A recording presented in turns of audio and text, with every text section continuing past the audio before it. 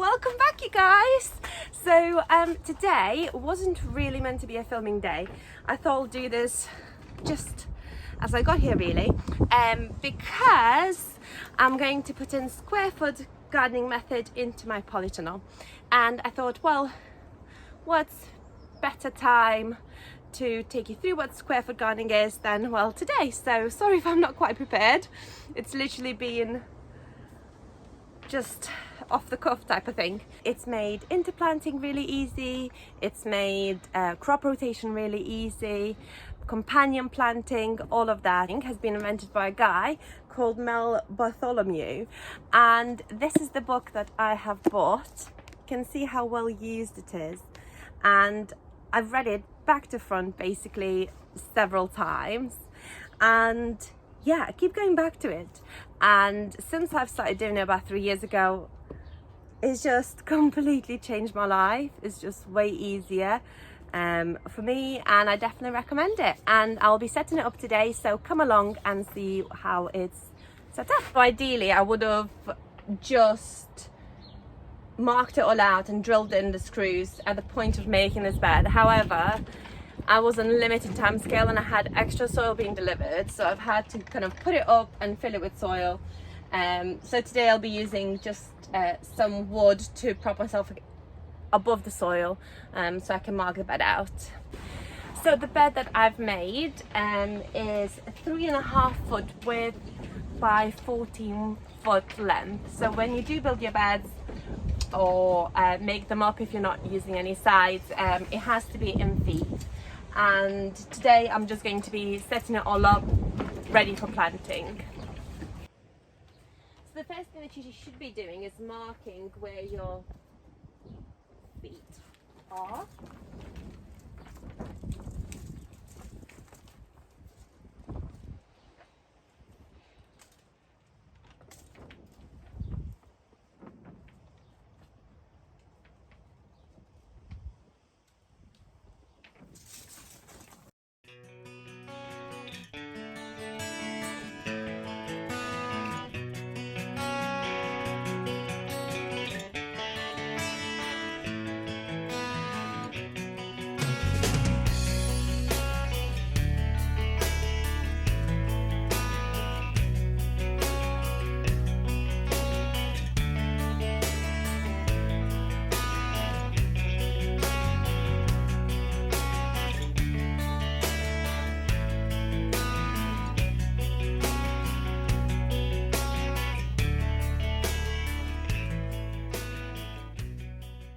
So now that you've marked out your feet, you need little screws and you need some twine.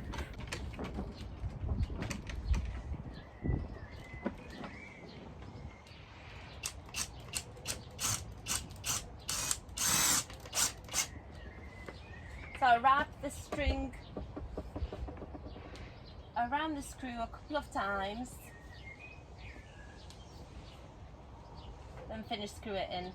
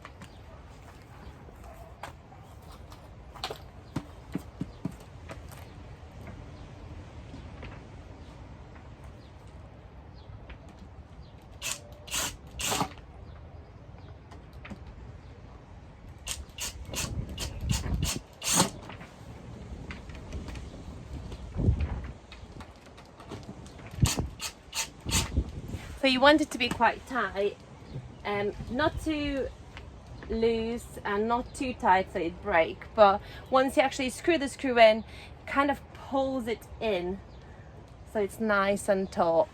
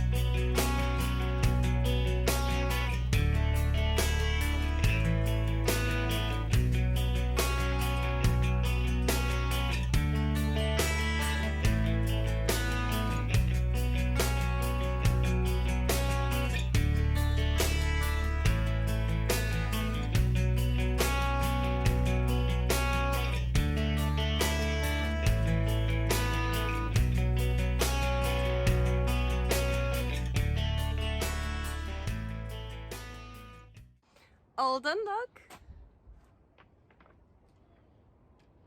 Perfect squares.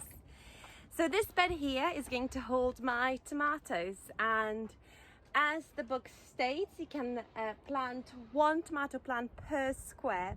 So look at how much you can actually fit into here.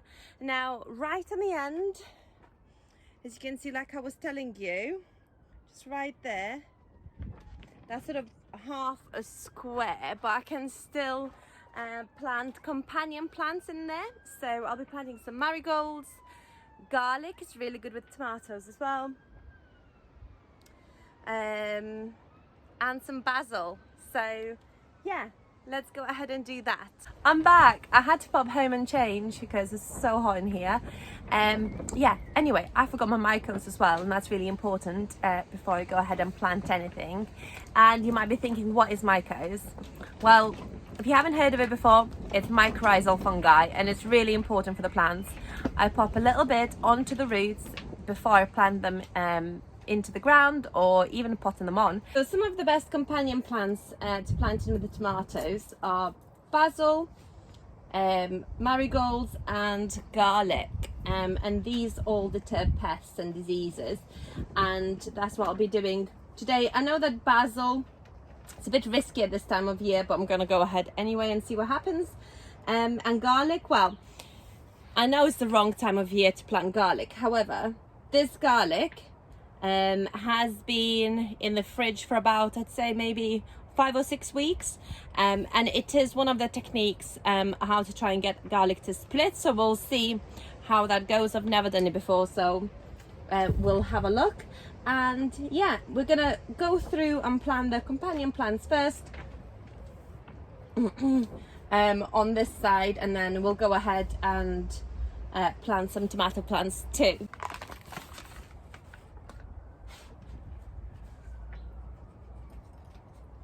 So you just sprinkle it onto the roots of the plants.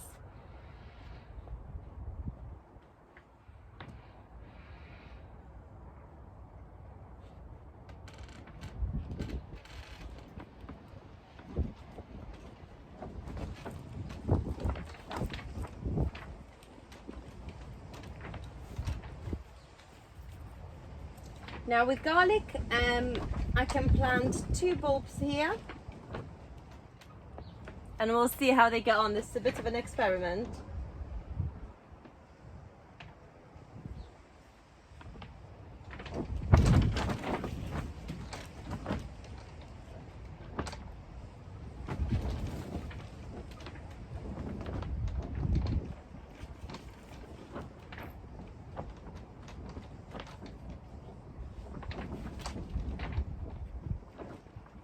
And we'll see how this basil gets on as well.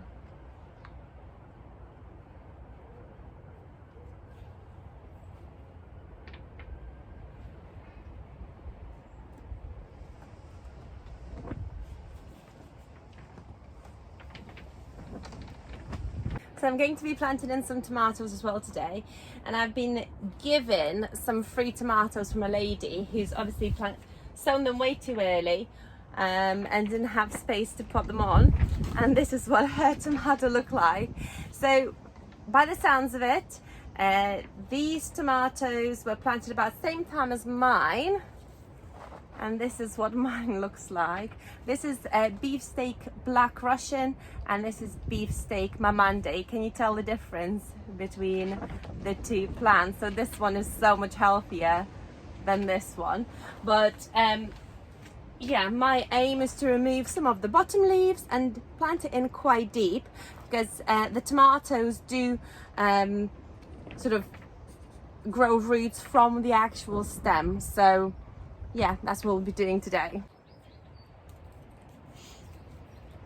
So again, we're going to go ahead and put some mycos all over it, and I think it's going to need it, this weak tomato.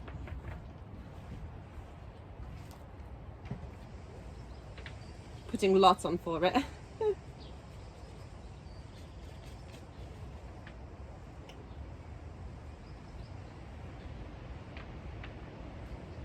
So this soil was watered in yesterday, so it's not soaking wet, but it's also not completely dry.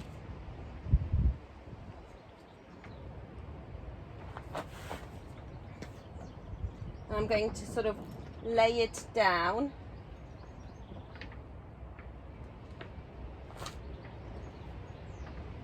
So hopefully I can cover more of the stem with compost.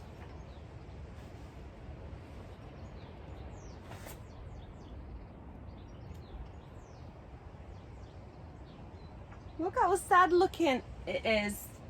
Poor tomato.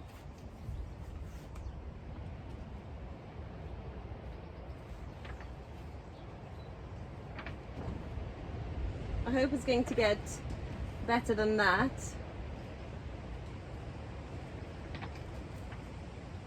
We're just going to water it in a bit as well to try and help it along.